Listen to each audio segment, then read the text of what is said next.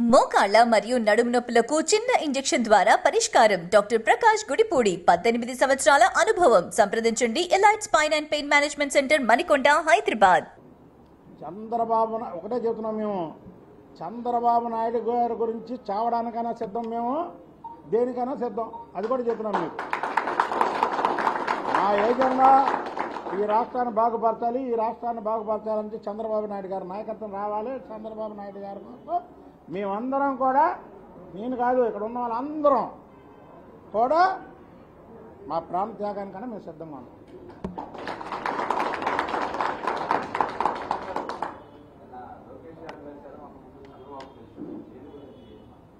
చంద్రబాబు గారిని, లోకేష్ గారిని నేను కలవడంలో గొప్ప విశేషం ఉంటుందండి. మర్యాద. మా నాయకుడు, మేము వాళ్ళకి ఇష్టమైనటువంటి వ్యక్తిని, వాళ్ళు ఇష్టమైనటువంటి నాయకులు. చంద్రబాబు గారిని ఎస్టీ ఇన్ఛార్జి నేనేం అడగలేదు, అది కూడా చెప్తున్నాను.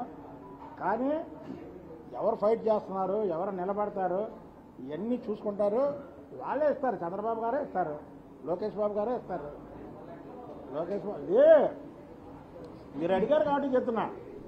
ఈ కోవర్ట్ నాని దీనికి కోఆర్డినేటర్ కూడా బ్లాక్ మెయిలింగ్ చేయించుకున్నాడు. ఆ రోజు మీరు కోవర్ట్ చేయకపోతే నేను ఎంపీ పదవికి రాజీనామా చేస్తారన్నారు. అరే చంద్రబాబు నాయుడు గారు ఏమండి, ఇప్పుడు కర్ణుడు రథం మీద వెళ్తున్నాడు యుద్ధం చేయడానికి. చంద్రబాబు నాయుడు గారు యుద్ధం జగన్మోహన్ రెడ్డితో చేయడానికి వెళ్తున్నాడు. ఈ 4.5 ఏళ్ళు ప్రతి అడుగు యుద్ధం చేయడానికి వెళ్తున్నాడు. ఆ కర్ణుడి రథం తోలుతాడుగా, పేరేంటయా? శల్యుడు. నువ్వేం చేస్తావు బాణం, నువ్వేం చేస్తావు అంటే, ఈ పోరాటం చేసేవాడికి ఒక నిరాశ అయింది. అరే ఒక పక్క రాక్షసుడు జగన్మోహన్ రెడ్డితో పోరాటం చేస్తుంటే ఆయన, ఒక పక్క నాకు కోఆర్డినేటర్ వేస్తావా లేకపోతే రాజీనామా చేయమంటావా? ఉందే 3 ఎంపీలు, ఎందుకులే అని ఆయన కోఆర్డినేటర్ వేశాడు. అరే మనసును గెలుచుకొని పదవి తీసుకోవాలా? మన నాయకుడి దగ్గర మన మనస్సును గెలుచుకొని ఏదైనా తీసుకోవాలి. కానీ బ్లాక్మెయిలింగ్, నీ బ్లాక్మెయిలింగ్ రాజకీయాలకు తెరపడింది. చంద్రబాబు గారిని కానీ లోకేష్ బాబు గారిని కానీ నేనేం పదవి అడగక్కర్లా, వాళ్ళే ఇస్తారు. నేనేంటో వాళ్ళకి తెలుసు. అరే నేను ఇప్పుడు ఏం చెప్పా, వాళ్ళని నేను అడగక్కర్లా.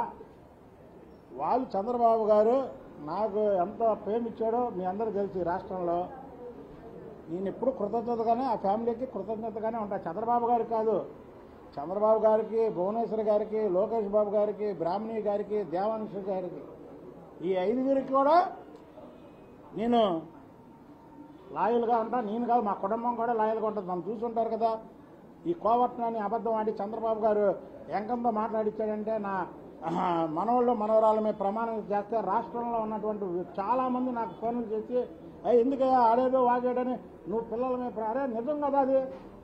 అదే నా అబద్ధం అయితే నేను వేయకూడదు, అది నిజం. ఏమైంది నా పిల్లల మీద వేస్తే ఏంటి? మా కుటుంబం చంద్రబాబు గారి నాయకత్వానికి, చంద్రబాబు గారి కుటుంబానికి అంకితం. చంద్రబాబు గారు కూడా రేపు చూస్తాడు. రేపు ఎన్నికల్లో ఇంకోటి చెప్తున్నా మీకు, వినండి.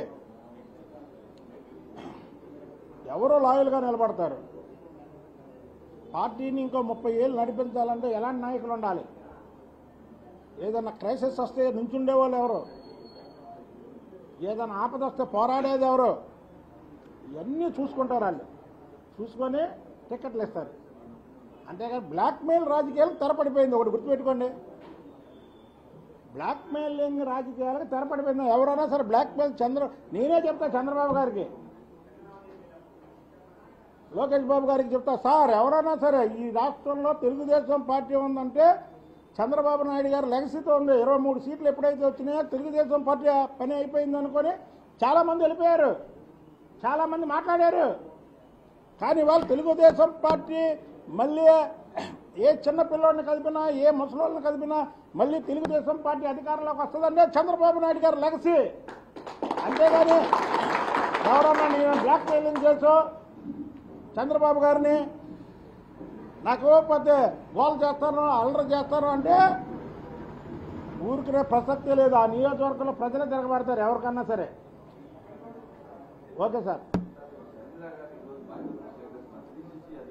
అదే మాకేం ఉన్నదండి. అవే అన్న వదిలిన బాణం రివర్స్ అయింది.